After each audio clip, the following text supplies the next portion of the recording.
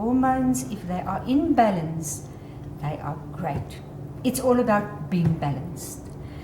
Whether it's progesterone, estrogen, testosterone, whatever hormones, they must be balanced. Then we are well, then we are happy, and then we just function normally. Balancing your blood sugar, balancing your hormones, and balancing your pH, if you do that, you can really fix a lot of things in the body. If your blood sugar is out of balance, it affects the way you feel and function. Your hormones the same. When your pH is out of balance and your body is too acidic, that causes a lot of problems. So actually you work from the bottom and the roots, but working up there at the same time will really speed up healing and will really make you feel much better and get a lot done in your body.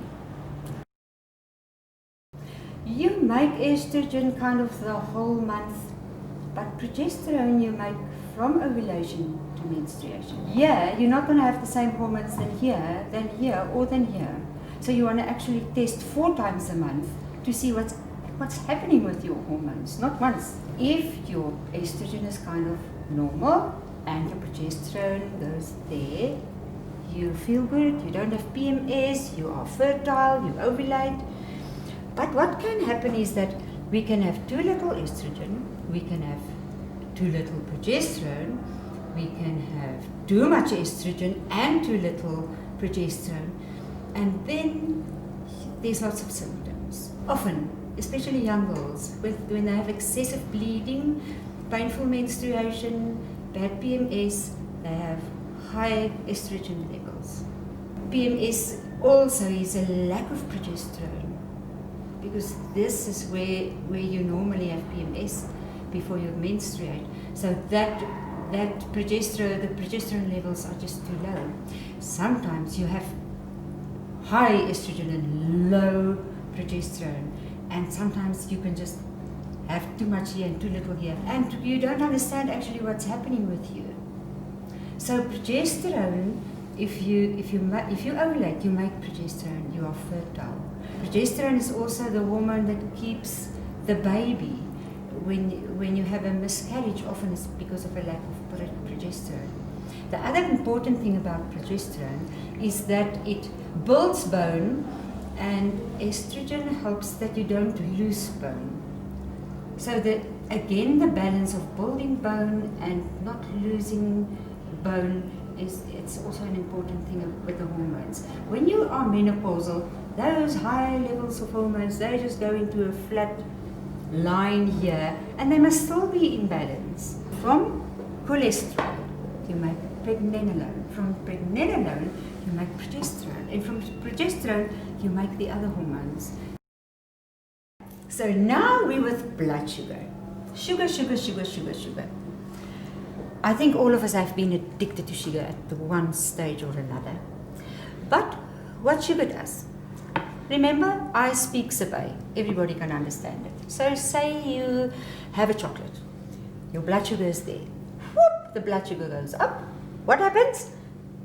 The pancreas makes insulin to get it out of the blood, otherwise you go in a coma. Now the blood sugar drops. Whop! What happens if the blood sugar drops? Your mood changes, you get irritable, angry, sad, whatever. Your energy drops and your concentration drops. So now you're down there, you don't feel very good, you eat something to make you feel better again. High sugar, because that somehow lifts us. So here it goes, up and down our blood sugar during the day, and all of this goes up and down with it. When you push your sugar that high and it drops, it's stored as fat. So now sugar stored as fat, sugar stored as fat. So what you actually want to do, you don't want to let your blood sugar go higher than 50. Remember, in nature there were no sugar. There's no sugar hanging on the fruit trees in little bags, because we need that. There's no sugar hanging in bags, and what do? We take sugar, make things with it, eat it, and it pushes our blood sugar up high. So our bodies don't actually know what to do with sugar. So people get high blood sugar, low blood sugar. I used to have low blood sugar because I would eat too much sugar, and then my blood sugar drops, and then I feel terrible and I have low blood sugar. And then you get insulin resistance. poor cells don't know what to do with all the sugar. It's all a mess up. So, if you love your pancreas, don't feed it so much sugar, you're going to kill it. So, you want to have blood sugar that goes up and little down and up and little down, and then you'll feel happy and relaxed, and your energy will be stable, and you will be able to concentrate.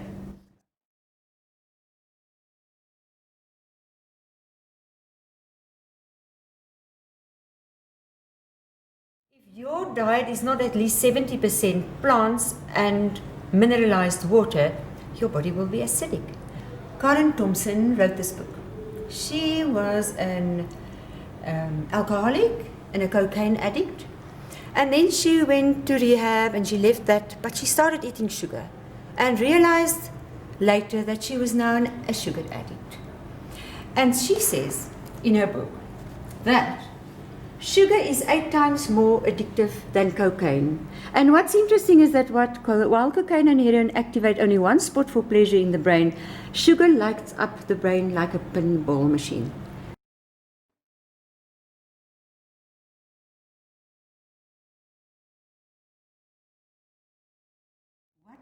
What your doctor may not tell you about premenopause. When I got this book, 1999, I think the shop was 2 years old. I was premenopausal. I'm menopausal now. So I actually need the next edition of this book. Testosterone in excess stimulates aggression and anger. So you need testosterone. It needs to be in balance. If it is in excess, aggression and anger. Whereas estrogen in excess stimulates passivity and oversensitivity. Fat makes estrogen and estrogen makes fat.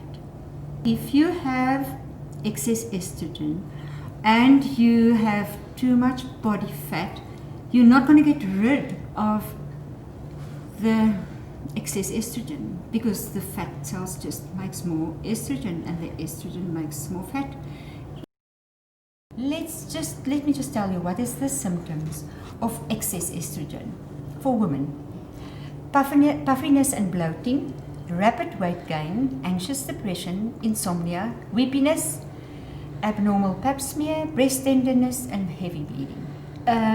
Women uses HRT, and then they get breast cancer, and then they must stop the hormone replacement immediately because now you may not use it again. Why? Because estrogen tells cells to grow. So if you have no cancer, you can't use estrogen because it tells the cells to grow. Why in the first place carry on until you find out you have breast cancer?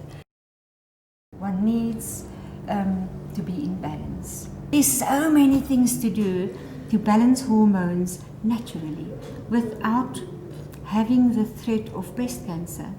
Whatever it is that your hormones are doing, you want them to be in balance because you will just feel so much better, and we must feel better.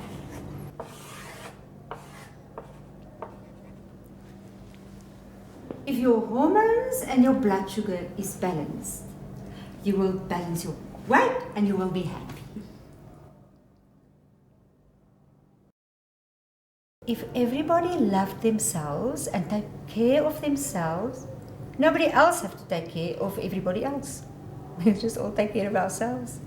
And if we are whole, we can mean something to somebody else and to our own children, our own families. I'm always safe and secure. I'm willing to grow up and take responsibility for my life.